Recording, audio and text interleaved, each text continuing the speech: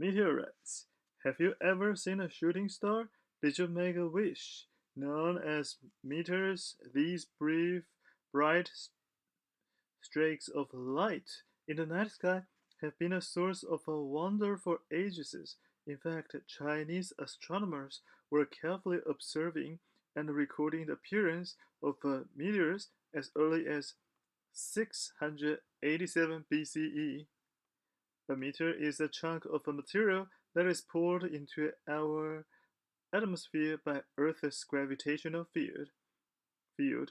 Traveling at tens of thousands of miles an hour, the meteor is heated until it glowed by the friction caused when it enters our atmosphere, creating the incandescent trail we see from the ground. It is estimated that between 1,000 and 10,000 tons of matter fall into Earth's atmosphere every day. The vast majority of this material is made up of tiny dust-sized grains that fall gently to Earth because they are too small to burn in the atmosphere. However, approximately 500 ball-sized rocks reach the Earth's surface every year. A meteor that has not yet made contact with the atmosphere is called a meteoroid, while a meteor that falls all the way to the ground is called a meteorite. Meteorites can be divided into five different categories: iron, stone iron, stony iron, and the three subtypes of stony meteorites. Iron meteorites are mostly made of the metals nickel and iron. These meteorites are not very common, making up about 6% of all meteors that fall to Earth.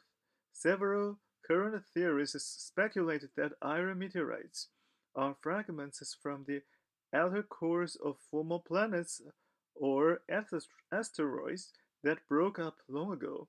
Native American tribes found an excellent example of an iron meteorite in what is now the southwestern part of the United States. For centuries, they collected parts of the Kenya Tableau meteorite, which is estimated to have been about 150 feet wide and weighed 63,000 tons. When the meteorite hit, it was traveling nearly 40,000 miles an hour, creating a crater nearly a mile wide and about 600 feet deep. Although the impact occurred nearly 50,000 years ago, a meteor crater, as it is now known, is still clearly visible and is a tourist attraction in Arizona. Stony-Iron Meteorites compose less than 2% of all meteorites that land on our planet. Partly metal, they are made of an iron-nickel alloy mixed with other non-metallic mineral matter believed to be similar to the material that exists where the Earth's core meets the mantle or outer layer. A stony iron meteorite was found in Hakata, Australia, in 1924. Thousands of pieces of the shattered meteorite were found over the next few decades. The largest piece weighed more than 1.5 tons. A large cut section of this meteorite can be found in the American Museum of Natural History in New York.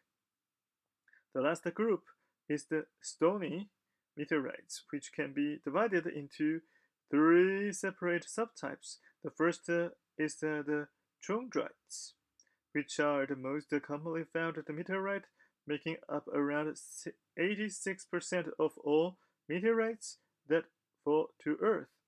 They can be identified by chondrules, tiny blobs of a formerly melted mineral that have joined with other minerals to form solid rock. Typically, chondrules are very small, with an average diameter of 1 millimeter. Scientists believe that chondrites are among the oldest rocks in our solar system and that they are similar to the outermost layers of Earth. Carbonaceous chondrites, another type of a stony meteorite, are very rare. They contain the element carbon, an essence component of life on Earth. One of the most famous examples of this type of a meteorite fell to Earth in Murchison, Australia, in 1969.